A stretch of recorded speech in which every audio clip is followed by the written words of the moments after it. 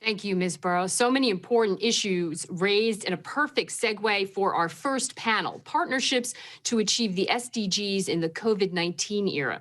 This panel will explore corporate actions to develop comprehensive ecosystems and partnerships where businesses of all sizes and society at large can thrive sustainably.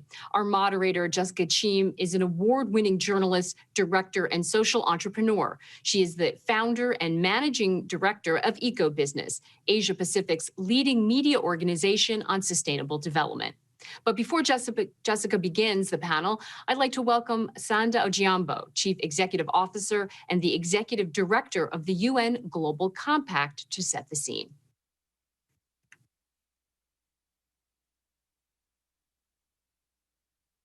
Secretary General, Prime Minister Brown, Excellencies, ladies and gentlemen, and friends. I am pleased to welcome you to this first panel of business leaders at the 2020 SDG Forum. Our distinguished panelists will later be discussing the vital importance of partnerships. So let me begin on behalf of the United Nations Global Compact by thanking our partners with whom we've organized this SDG Business Forum: the UN Department of Economic and Social Affairs, the International Chamber of Commerce. Our organizations have co-convened the SDG Business Forum for 5 years running. This year, we've gone virtual for obvious reasons, but every year, including this year, we've enjoyed an outstanding level of teamwork. So thank you, USG Liu and John Denton of the ICC, for your continued collaboration. That same spirit of collaboration extends to all our partners who have organized the forum's 11 breakout sessions. Their involvement exemplifies the vital role that public-private partnerships can play in accelerating progress on the 2030 Agenda for Sustainable Development. Without partnerships, we will not be able to achieve the speed, the scale, the innovation, and the impact that is required to deliver in this decade of action for the SDGs. And without more inclusive, multilateral partnerships, we will not achieve the SDGs. And in this time of COVID-19 and other ongoing crises of climate change and inequalities, such collaboration has become more important than ever. Even before the pandemic, we were collectively, unfortunately, off track to meet many of the 17 SDGs and their 169 associated targets. Now, it is crystal clear that business as usual is not enough. Instead, companies of all sizes, in all sectors, must integrate sustainability into their core business operations and supply chains to deliver both business benefit and societal transformation. If COVID-19 has taught us anything, it is that our collective health and prosperity depends on working together to protect people and the planet. And we need to leave nobody behind. That is why more than 1,000 CEOs have recently signed a powerful statement from business leaders for renewed global cooperation. And on behalf of the UN Global Compact, I presented the statement to the Secretary General earlier this week. Business leaders from over 100 countries affixed their names to this resounding call for enhanced cooperation in support of the international cooperation and the SDGs. They agreed that cooperation must extend across borders, across sectors, and across generations at this pivotal moment. It is indeed a moment of intense economic and social upheaval, but as the Secretary General told us in his keynote address today, it is also a moment of possibility. Possibility that we can recover better together from COVID-19 through public-private partnerships. Possibility that we can finally confront global inequality by taking action on women's empowerment, racial justice, universal health care, and basic income. Possibility that we can mitigate the worst impacts of a climate emergency that threatens all of humanity. The UN Global Compact stands ready to work with you on realizing these possibilities. On COVID-19 recovery in particular, we are excited about the imminent launch of a private sector global facility with the International Chamber of Commerce and the United Nations Development Programme. UNDP's administrator, Achim Steiner, will tell you a little bit more about this in the next session. Meanwhile, the UN Global Compact's 68 country-based local networks are ramping up support for business cooperation with 3 critical initiatives. The SDG Ambition, which provides a clear management framework for integrating SDGs and sustainability into all parts of every business. Target Gender Equality, which works with companies to set ambitious time-bound targets for driving gender equality at all levels. And Business Ambition for 1.5, which collaborates with business to set and meet science-based targets that will help limit the rise in global temperature to 1.5 degrees. However, there's still a lot more to do, and collectively we can and we must do better. I now look forward to our panelists delving further into the power of partnership and the role of business in societal transformation. I know they will inspire us to raise our ambitions even higher, uniting business for a better world. Thank you.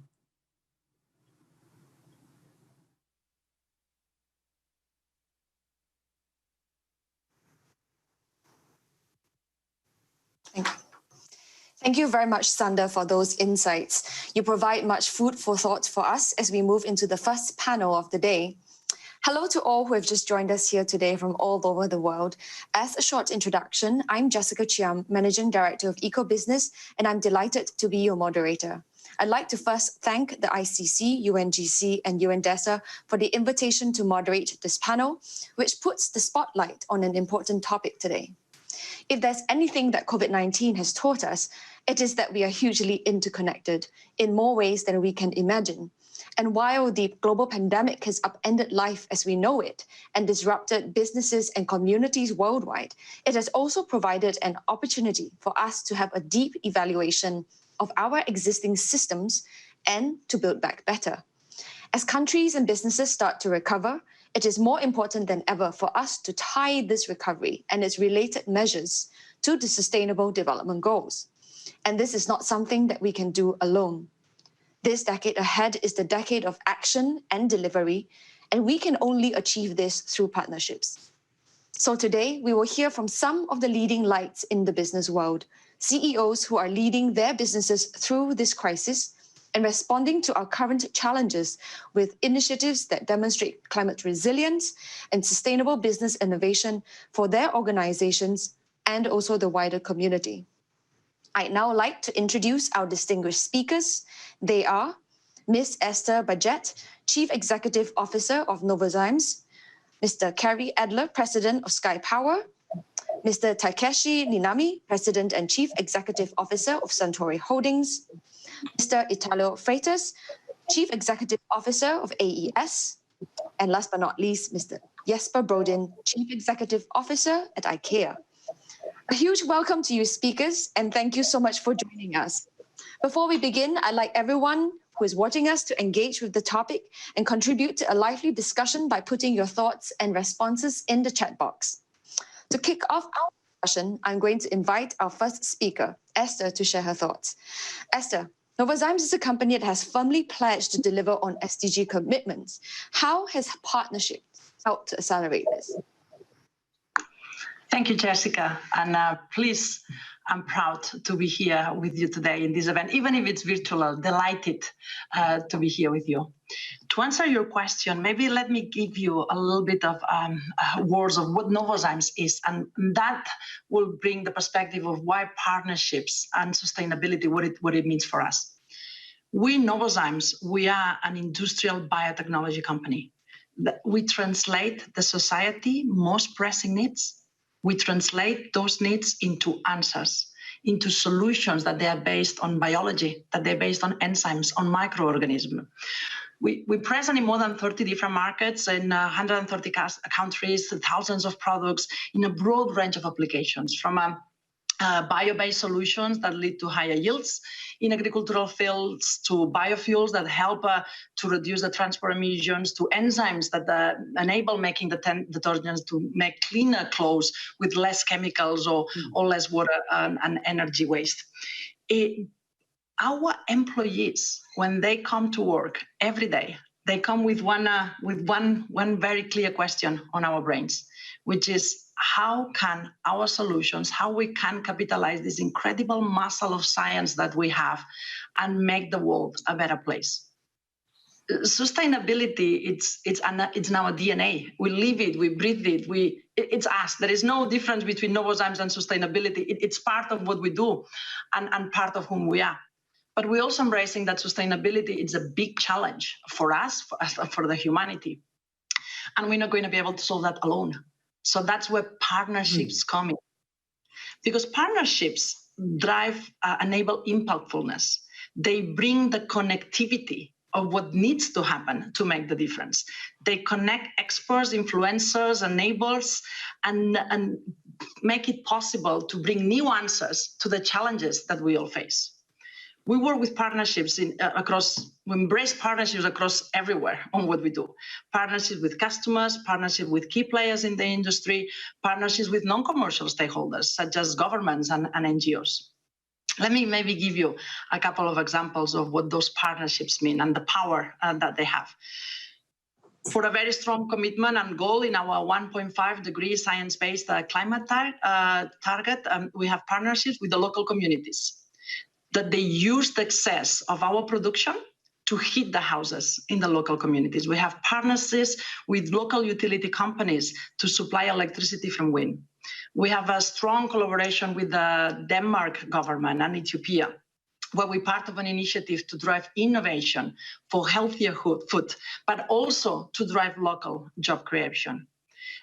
I could bombard you with tons of examples, but it's just the partnerships are like those ones, a strong statement of the commitment of Novozymes to sustainability and the effectiveness, because they move roadblocks and they make transformational change.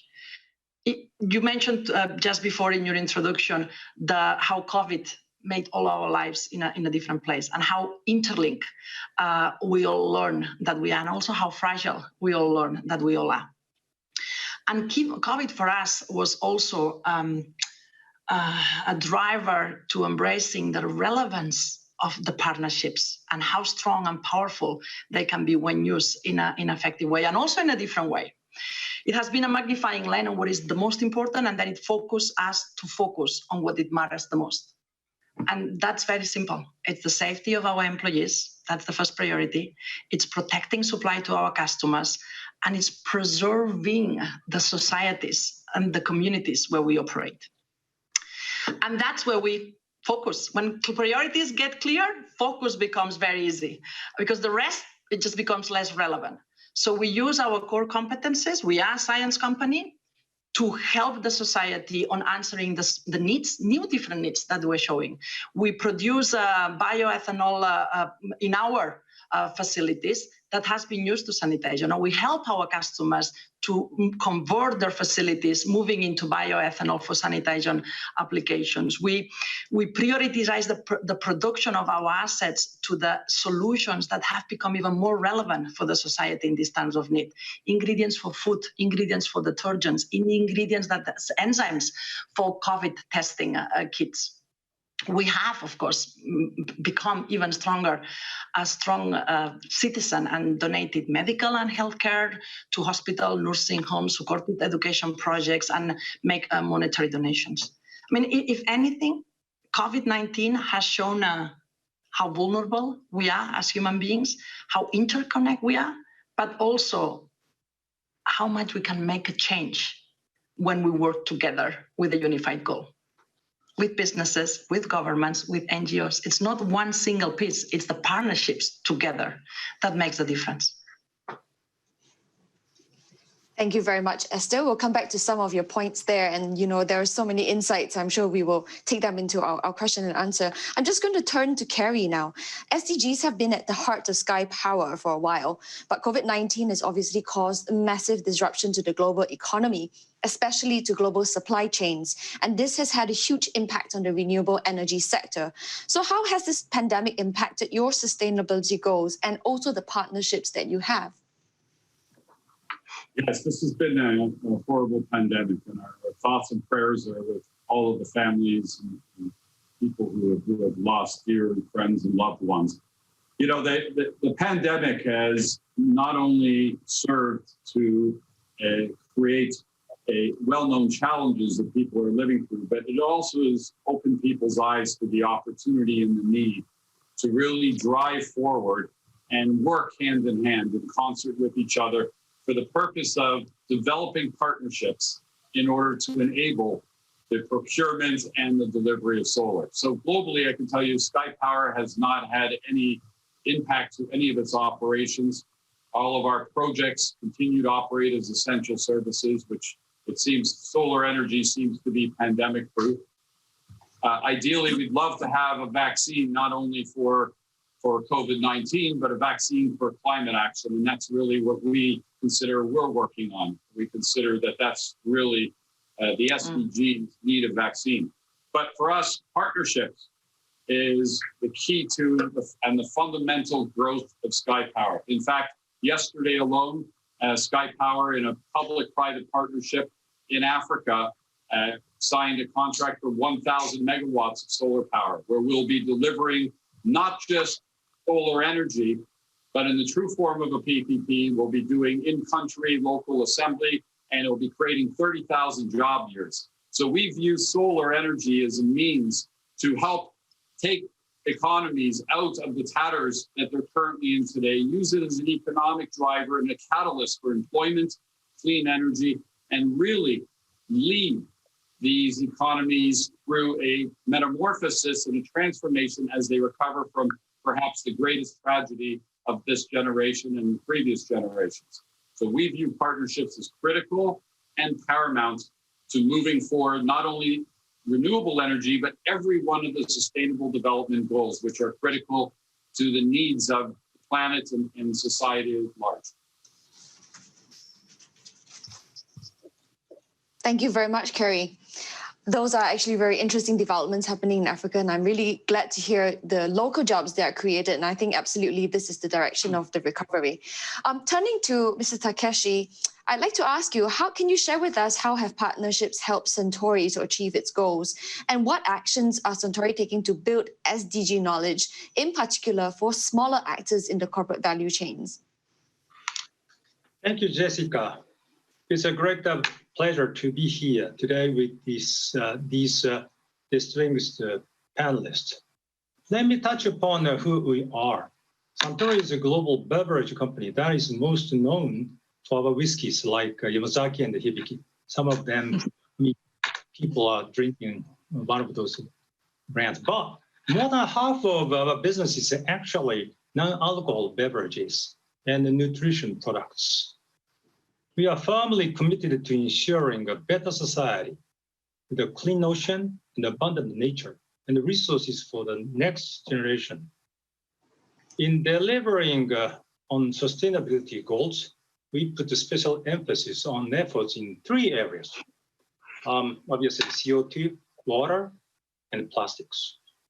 We need definitely partnerships across the value chain and beyond the industry to achieve our goals. For example, since 2003, we have collaborated closely with local communities, universities, scientists, and forest experts to nurture and preserve rich forests called natural water sanctuaries that can generate more groundwater than we use in production. In Japan, we have already achieved this goal to generate twice the amount that we use in production. Now we have 24 forests in Japan, the US, and Europe, working with the local partners like universities and NPOs. Because of the pandemic, we have started to enhance the activity much more than before Corona. As for plastics, we aim to replace all virgin petrol-based materials in our plastic bottles used globally with recycled or plant-based materials by 2030. In this effort, the collaboration of government, industry, and society as partners is very much essential, crucial, in order to establish an effective system of collecting and recycling used plastic bottles. Almost 8 years ago, we invested in US-based startup to develop technology to make 100% plant-based plastic bottles. Now that technology is available, and we are ready to move on to production. We are looking for partners, as a matter of fact, now to co-invest because this project needs a huge economy of scale. Having said that, I also see the need to further build the partnerships, particularly in our aim to achieve net zero emissions by 2050. For instance, we are still exploring ways to effectively engage Scope 3 partners, such as raw material and packaging suppliers. Obviously, they are SMEs. We are working closely together to achieve together in our efforts in CO2 reduction. We also need to push the government to implement the necessary energy policies to enable us to move forward of activity. I believe that they are thoroughly sharing the company's passion and the commitment to achieve sustainability goals among our all employees and our partners, especially SMEs, is a key factor for successful achievement. We offer various talent development programs for our employees and some of the owners of SMEs around the world. These programs include actual visits to our natural water sanctuaries in the forests and a global day of service focusing on sustainability-related activities. The entire initiative requires a long-term commitment and leads our people to find a material purpose to work at the Suntory together with SMEs, small partners. We are also accelerating efforts in partnerships across the value chain, like I said. For example, Suntory initiated the creation of a joint venture company that invests in the technology to recycle used plastics with 11 other cross-industry partners, including SMEs, within the plastic supply chain. We believe this technology and partnership will greatly contribute to resolving plastic waste issues in nature, especially. The pandemic pushed us to gear up the sustainability activities I mentioned earlier. We believe the natural disasters and the pandemics will happen more frequently unless the world takes immediate and thorough action to tackle climate change and preserve nature, including forests and the oceans. So we must work together with as a partners now to act to prevent destroying nature and the environment so that we can minimize the risk of natural disasters and pandemics. Thank you very much, Takeshi. I have to say that as a fan of your Hibiki whiskey, I'm very glad to hear the length and breadth of your initiatives touching on everything environment and social. It's very impressive to see how you've also integrated SMEs into your supply chain. I'd like to move now to Italo. Can you share how has your company approached partnerships? Are there any lessons learned here on how to harness them effectively for your climate goals? Yeah, sure. Thank you very much. Thank you very much to be here. Well, AES in Brazil, we decided a few years ago to be 100% renewable. And doing that, we're looking for what else we can do for the society. What else the AES Brazil can do for the society in terms of climate change and be positive impact in the Brazilian society. And then we define our strategy. We find out some ways to qualify and quantify the way to do these positive impacts. One thing that we decided to go was the partnership with a lot of stakeholders. We are a utility company, specifically in generation. So we influence a lot of partnerships. We influence a lot of stakeholders in Brazil. We are in a lot of sectors using our energy, different industry, different commercial sector, industry sector. And the idea is how we can influence the universities, how we can influence the startups, and how we can influence the customer to bring the positive impact to the society in all lines. doing that, we start to do programs to partnership with that. For example, we have a very interesting program to have a partnership with a clean tax and fintechs and energy tax to develop products for us or for them that have a positive impact in the society. We have a R&D program that we involve a lot of Brazilian universities here to develop some responsible technology to the society. And for sure, one of the main proposal for us as a company that affect a lot of or influence a lot of the customers, our customers, is bringing a positive or responsible consumption for our customer. This is very important because, for example, in our case, we invest a lot in wind energy and solar energy. And the customer have to understand that they are not buying only the clean energy. They are buying a social positive impact. Because if you see in Brazil, in the Northeast, where we have much more wind, is one of the areas more impacted by the climate change.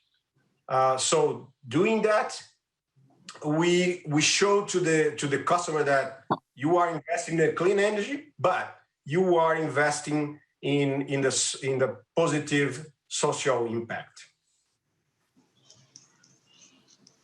Thank you very much, Italo. I think that's some amazing work that you're doing there. And given the political climate in Brazil right now, that is super important. I'd like to now move to Jesper. You know, the table that I'm using now is an IKEA table, you'd be glad to know. And your products touches the lives of millions every day. And it's so fabulous to see that IKEA has made a commitment to become climate positive by 2030. So can you share with us, what does this mean in concrete terms? And what role do partnerships and collaboration play?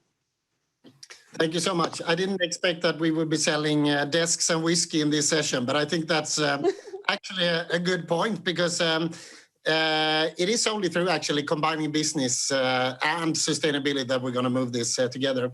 I'm incredibly inspired and honored to be here today and share. And I must say, before I answer your question, I must say I'm truly optimistic.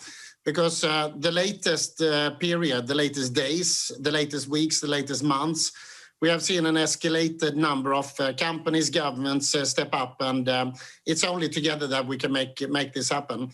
And I'm at the point where I'm convinced we are going to lead this. We are not going to let go. We're not going to let next generations take the burden of establishing the plan here. And in spite of all the challenges in what might be the most challenging decade that we as humankind has ever experienced, I am optimistic that we can turn the tide, and we will actually do so. So to your question, in the background you can say, for us to be a people and planet positive is very close to the vision of IKEA. Since long, our founder basically set out the direction that we would be for the many. To start with, obviously, the many people within wallets, but big dreams and needs in life at home. But also, since many decades, we have lent that vision to what we do in our value chain, taking a responsibility for people in production, for forests, etc. And recently, we understood that we need to start with taking a bit of a leap of faith, meaning without having all the answers, which I think is quite a usual situation for many of us company leaders today. We don't like to commit to things without having all the answers, typically. But in this topic, I think we have to. And we have to find a balance between all the things we know, but the things that we, with faith, will figure out together. That comes back to then collaboration. Because the situation requires us to. So what we did, it started for us with a commitment to Paris, and recently with a 1.5 Celsius degree target. But it's not just a leap of faith, but behind what we do is actually a quite extensive plan, which includes scope 1, 2, and 3, means including from the forest to our customers, if you like, which increases the challenge on one hand, but it actually also, which I think is a recommendation to everyone, it increases our opportunity to find ways to make a difference as well by expanding the scope. We realized that we need to early separate between actions of symbolic character, which can be great to inspire, but the real actions that will have an impact on our CO2 footprint. So in the way we start with ourselves, then move on to what can be done beyond. We have taken investments up to 2.5 billion euro to become actually climate positive, if you like, in the investments we have done in Renewable to cover for the retail and distribution operations. We're pacing things like electric vehicle implementation. It's being sped up in all our home deliveries. It's going to be in place by 2025, I hope. We have converted parts of our range, for example. We took early on a decision to phase out all incandescent lighting and replace it with LED. And it had a huge impact, bigger than we understood when we took the decision. And then you can say that the thing is, it's not one silver bullet. I don't think there is a lot of companies, big companies, who would say we will do one thing or two things and then we're going to be okay.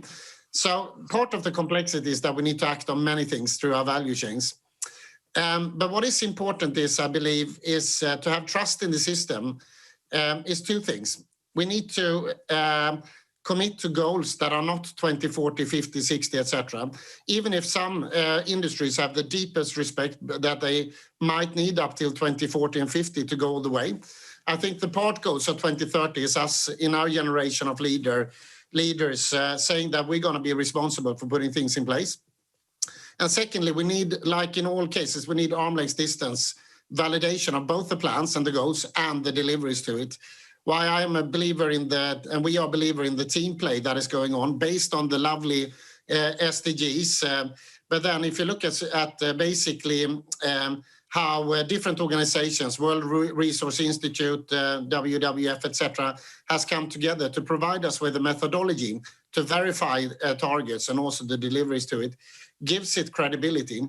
So when we last year were actually decoupled growth and carbon for the first year, so hopefully many years to come, it was actually something that was verified and is possible to verify for externals as well.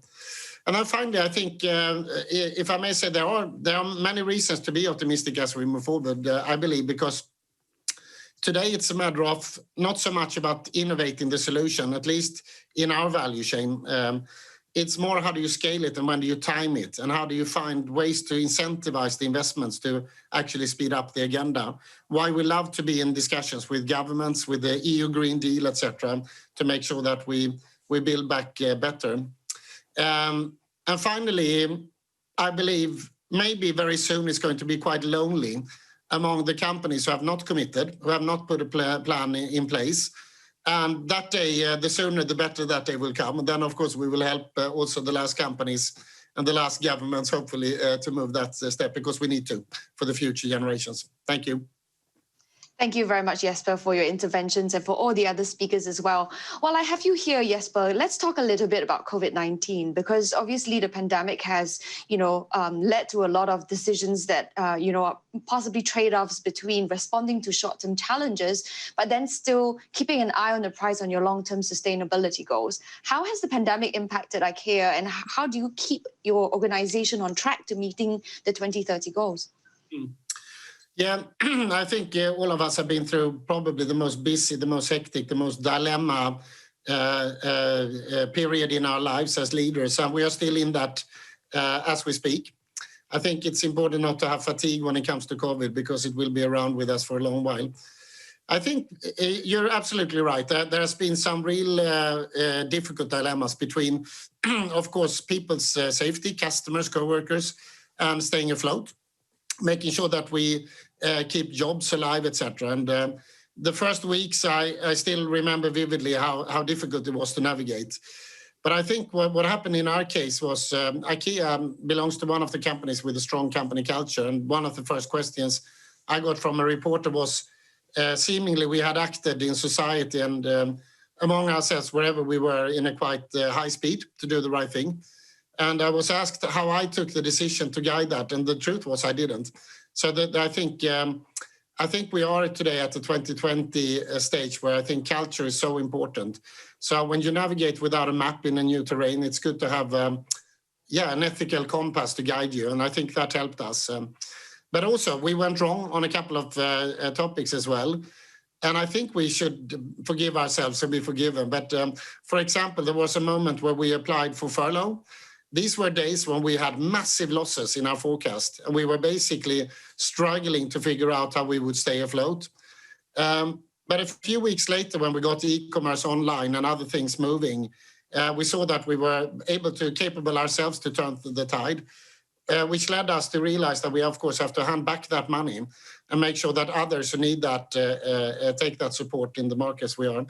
So I think, again, we are and we have been and we are in places where there is no map, there is no handbook to follow, but stay close to people, stay close to your heart, and I think dare to take some long-term decisions. Thank you very much, Jesper. I think that you're absolutely moving in the right direction, and it's so heartening to hear that among the tough business decisions, that people are really still kind of the priority. I'd like to invite Esther to share your thoughts. How has COVID, really impacted your organization's ability to stay on track with all your sustainability targets? It's been messy, but not difficult. Actually, it's been very easy because it has forced us to synthesize what really matters the most.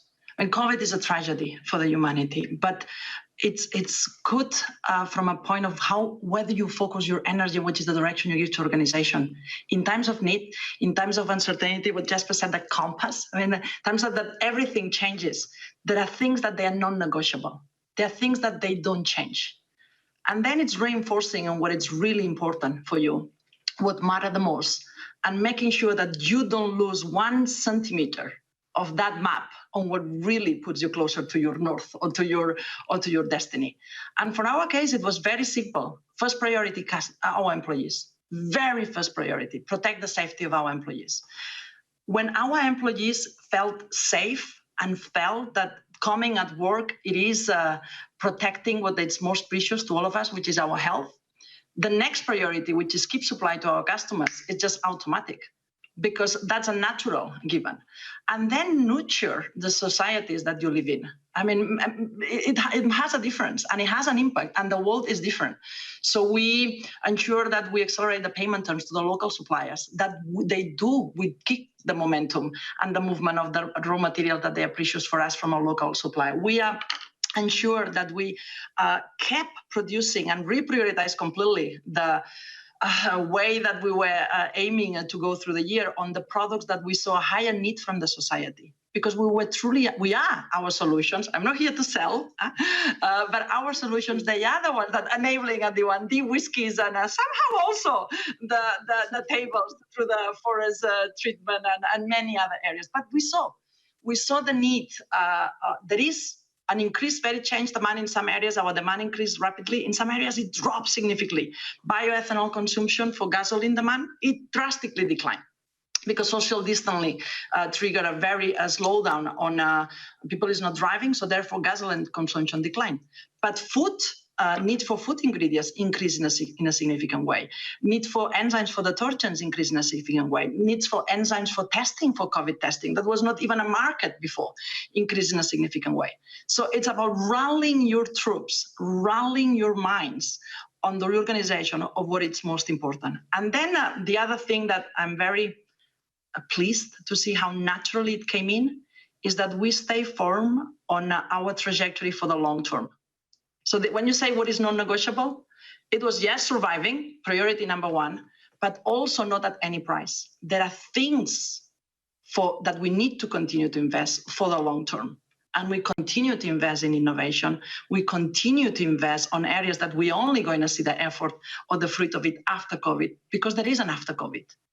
And that sanity check and that balance, cascading it through organization, embracing when we fail, moving forward, embracing that we don't have all the answers. There's another area that you said, Jesper, that I really like. We don't like to commit to things that we don't have all the answers. Well, I started my job in February. So I'm telling you, I learned a lot of how not to have any of the answers. But you learn to embrace the uncertainty, and you learn to fail fast. And this has been a gift that we all have, that I hope that we take from us on the new future, on the resilience and the ductility, and focusing on the things that they matter the most. Thank you very much, Esther. Carrie, I'd like to come to you. Obviously, the partnerships journey is not always a smooth one. What were some of the hardest lessons that you've learned on your journey? You know, it's interesting. Every partnership we have, and we develop solar projects all over the world, large scale, 500 megawatts, 1 gigawatt, like city scale. I think that the greatest challenges that we have seen, and COVID has just exacerbated that, is there are some countries who truly have a desire to bring the electrification rate higher.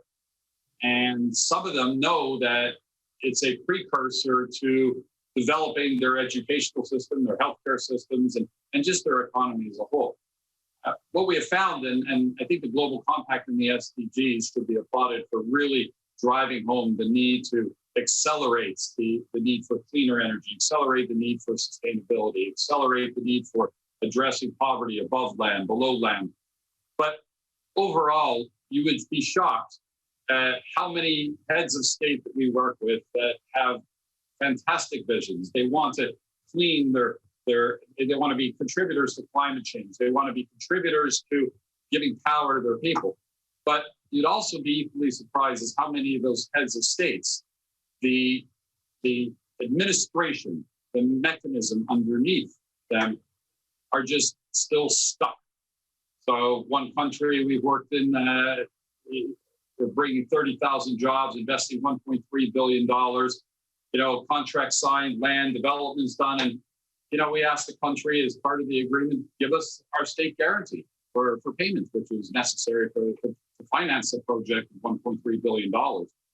And you have people within the country that want to stop that. They like the old ways of burning oil and gas, and even though solar is more cost effective. So I think what we're finding is heads of states, it's resonating with them. As I've heard this conversation where you have leaders and companies that are saying, we have to survive, we have to become more sustainable, we have to create new ways. Look, these heads of state recognize their commitments, whether they made it in Paris or they've made them, if they've just taken office.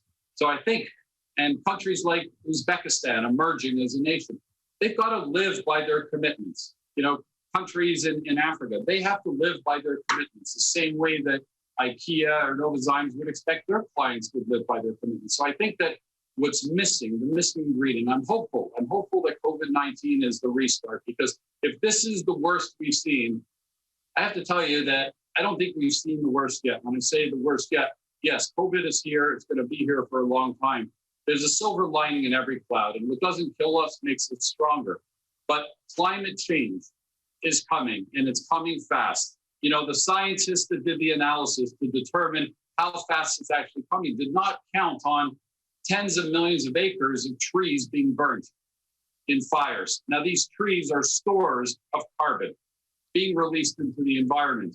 And we believe from all the studies that we've done, and even some of our own calculations, that what you think is going to happen in 2030 is actually going to happen 5 years earlier. So the urgency is there to act now, to start taking plans and making measures. And I believe that human procrastination, which is a natural part of who we are as humans, is going to be the greatest challenge that we have to overcome.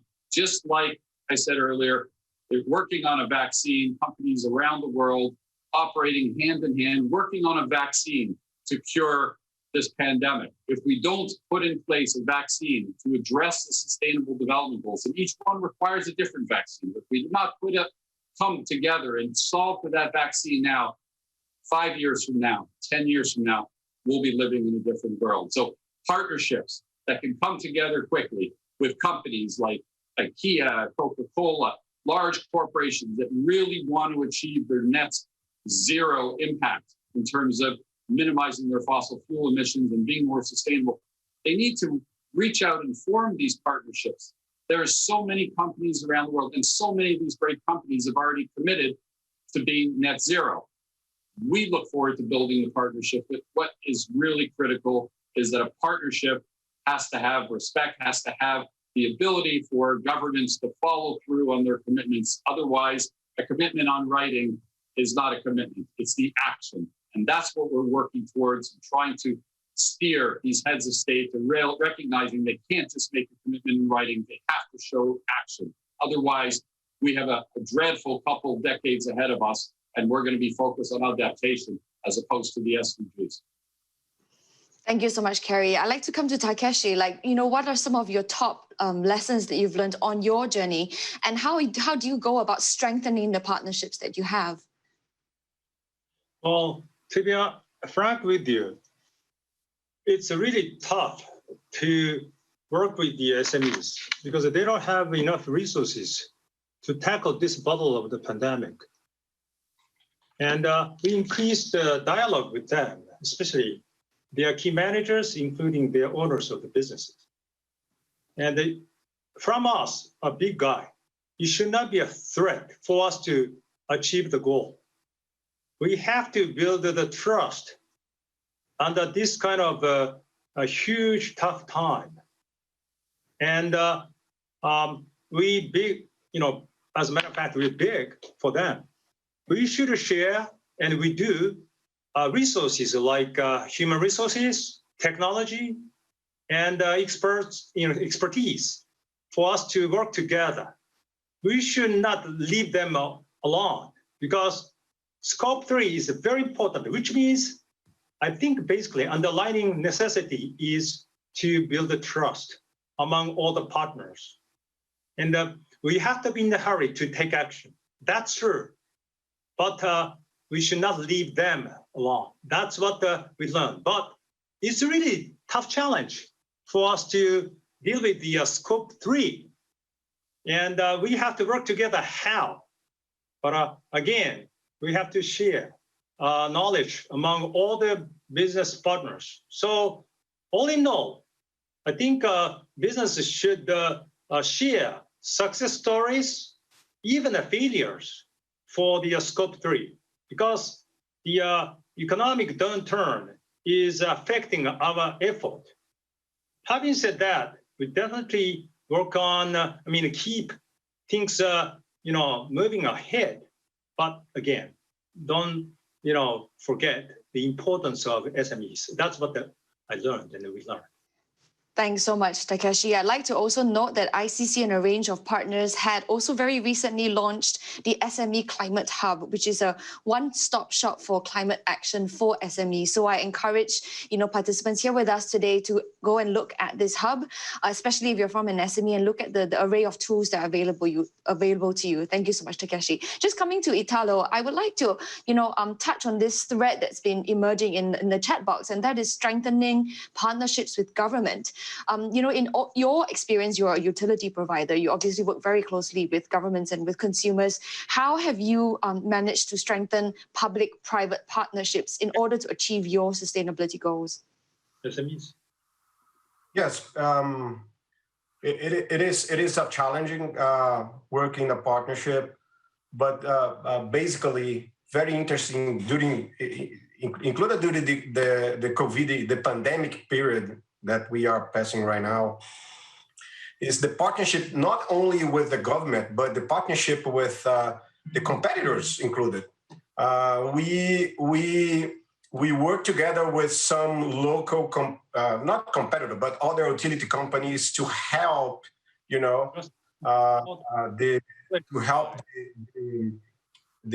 local communities in this period. And in the result of that was, why not we can doing that for our climate change, our sustainability objectives, for the local community. If you see our operations is always it's in the area that aggregate a lot of municipalities.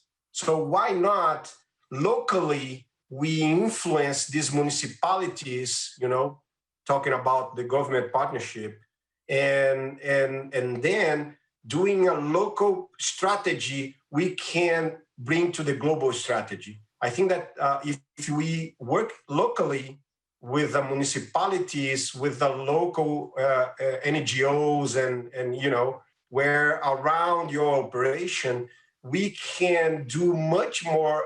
We can be much more precise and effective than try to work in the global scenario. And we have operation in all over the place in Brazil, wind, solar, and hydro plants. And the effectiveness of work together, making partnership with the municipality much better than try to do a bigger stuff. You know what I mean? So I think that our experience doing that, local NGOs, local municipalities, and try to influence around the operation is much more effective than try to embrace the whole world. And doing that, we put together other initiatives from other utilities in Brazil, and then you see a big impact on the society. Thank you so much, Italo. And those are very pertinent observations, I think.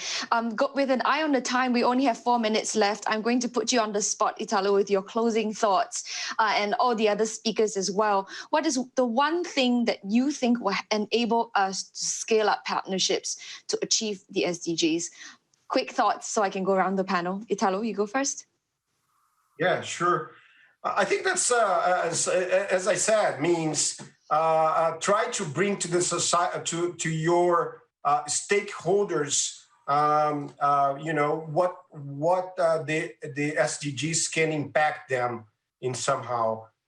We are working on in specific SDGs, for example, for the energy sector in Brazil, and how these SDGs can influence the entire supply chain of the energy sector. I think that you have to be the focal points and try to share with the entire supply chain for your sector of influence.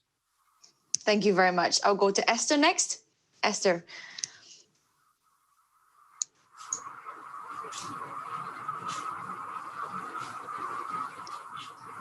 Esther, I think your audio is... Classic. Thank you. Thank you for that. So there is not one thing, there is not one single answer, but if there is one that for sure it's non-negotiable, this one thing, it's purpose. We as consumers, as human beings, we need to be able to see, to value, to recognize, to appreciate the value of the products, of the goods that we utilize, the air that we breathe, the aspects, the water that we drink, all the areas that we use every day. We need to be value that when it's unrecognized, and appreciate the value when it's created with business that it's done by doing good. There needs to be an appreciation from the consumers of the difference of when a good comes to us, how is it produced and how did it arrive to us. The governments, we need help from the governments and the governmental situations to include the businesses earlier into the processes to shape the implementation of the SDGs. And then the businesses, we need to integrate sustainability into the purpose, into the strategy. There was one thing that was said by Kerry, I think, that he said commitment. It's not commitment if it's on writing. It's commitment when it's an action. And I'm going to take that word because I love it. It's exactly what we need, all together with a very clear purpose, and then yes, direction of where we're going, but moving from writing to actions and doing collaboratively.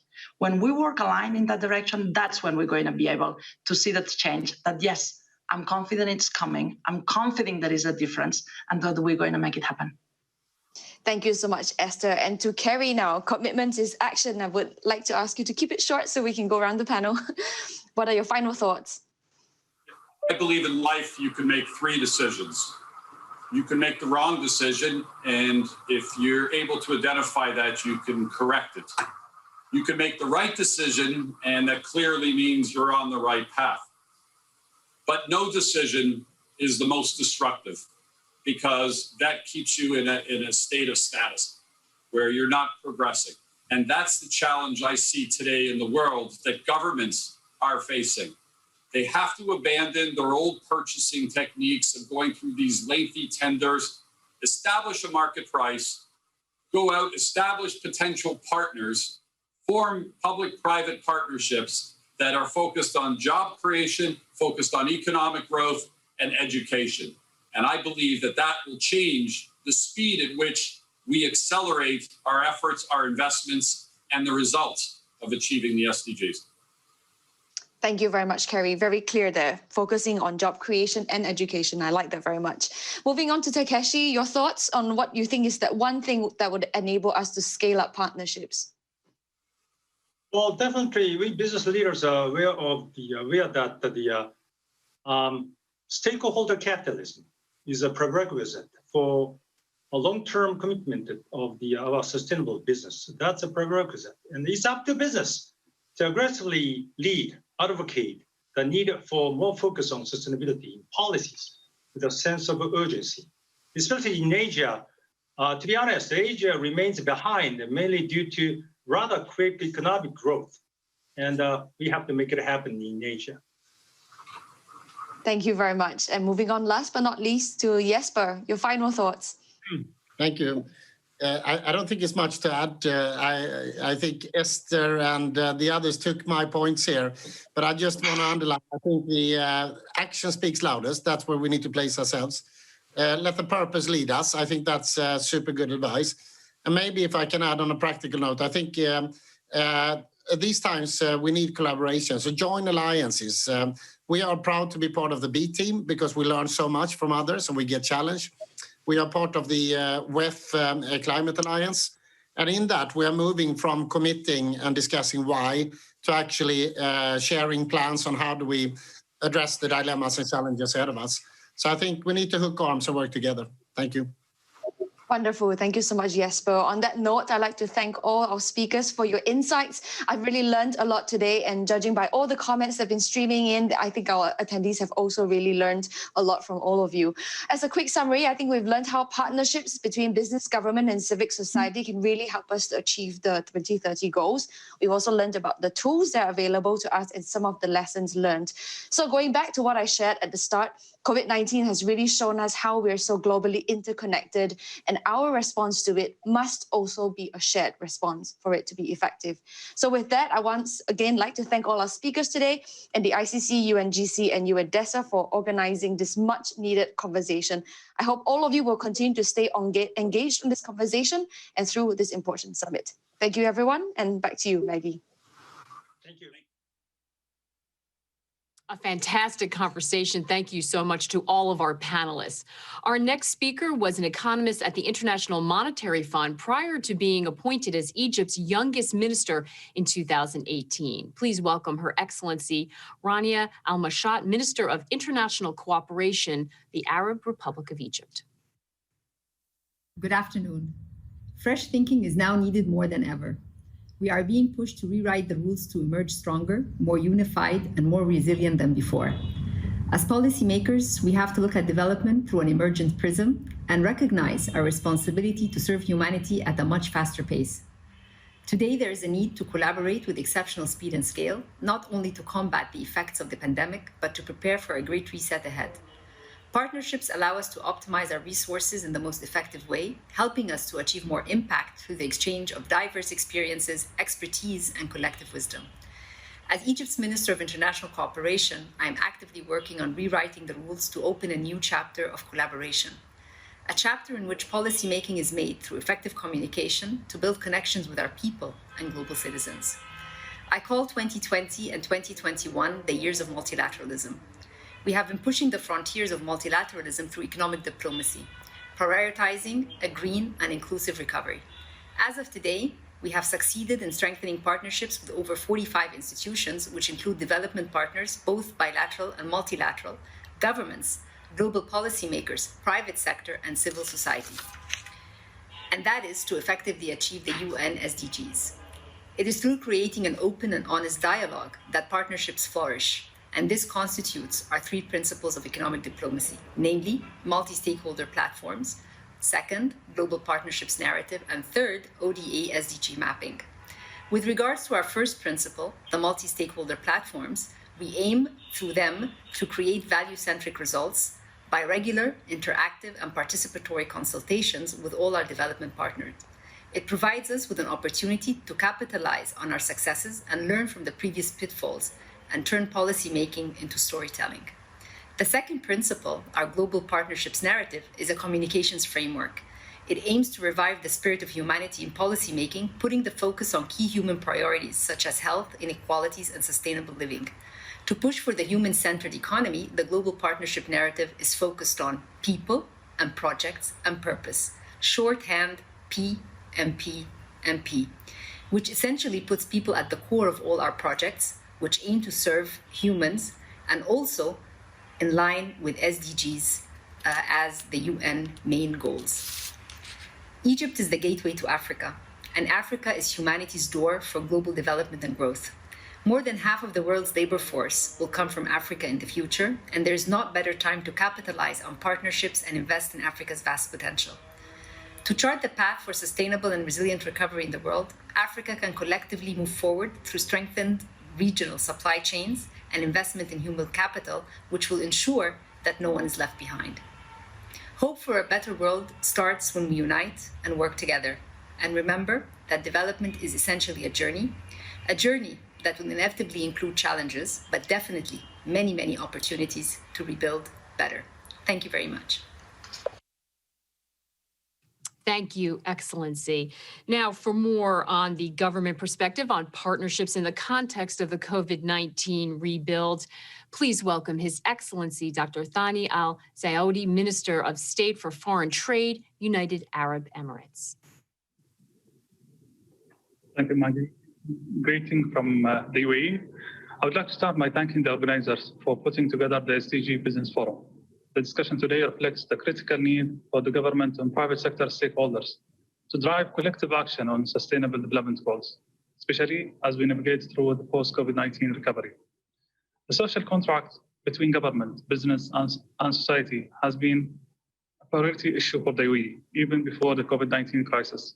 In fact, the UAE has always believed that our global commitment toward achieving the SDGs, as well as the Paris Agreement, requires the concentrated efforts from every part of our economy, including government, business, and our own people. With this view, the UAE adopted a whole of government approach, including the creation of national committees on SDGs. It brings together government and the private sector to further mainstream sustainable development in all of our work. The UAE is also working with the international partners, such as the UN, the World Bank, OECD, and others, through a diverse network of decision makers to share innovative practices and discuss the creative implementation of our SDGs at the national and global levels. However, because of the consequences of COVID-19 that continue to heavily impact our economies, expectations on the role of businesses and corporations have been evolved to focus more deeply on environment, social, and governance performance. This trend is not simply a temporary response to the pandemic. Rather, it reflects a fundamental rethinking of the role of the government and business play in creating a more sustainable, equitable, and inclusive society. The UAE's response to COVID-19 supports this systematic shift and aims to address the current crisis, while also setting the stage for a new economic model that is more resilient. For example, the UAE issued a significant economic stimulus of $77 billion to respond to the COVID-19 crisis and elevate the economic impact on the private sector and enable them to resume their activities and operations. The UAE also adopted an economic plan to ensure sustainable recovery and restoration of economic growth, which involved federal and local stakeholders as well as business communities. The UAE business community has also taken action to support one another. For example, the Majid al-Khatim Group suspended rent for tenants in shopping centers during the lockdown, and the Sharjah Centers for Entrepreneurship launched a solidarity fund with a value of $1 million in the form of financial grants or project pledges to assist startups facing challenges as a result of the pandemic. And there are so many other examples from the private sector. To further accelerate recovery, we established the UAE Private Sector Recovery Task Force, which aims to facilitate public-private partnerships that stimulate business activities across all sectors. Ladies and gentlemen, if we have learned one thing from this pandemic, it is that partnership between government and businesses are key to reshaping the future and to building a more sustainable world. There remain enormous and many opportunities for governments, business, and organizations to partner globally and support the post-pandemic recovery, especially in the area of digital technology. Digital technologies have been a key in enabling business continuity, preventing service interruptions, and ensuring the continued operation of supply chains and delivery of goods and services during the COVID-19 shutdowns and restricted activities. There is no doubt that digitalization is here to stay. It defines the new economy. The UAE believes that digital transformations enhances the ability of countries to meet the requirements of sustainable development, especially in the Middle East region. If this is the belief that has driven the UAE to initiate the shift toward the digital economy long before the outbreak of the pandemic. The UAE has also launched innovative policies to attract qualitative investments in our digital technology sector. We are also home to advanced technological infrastructure, including the application of 5G. While the UAE has made significant progress on the digital agenda, we know that there is a lot of potential for further collaboration. We look forward to working with our international partners to identify new areas of collaboration in the digital technology space that will contribute to a stronger and more sustainable post-COVID-19 economy. Wish you all the best, and thank you so much for listening.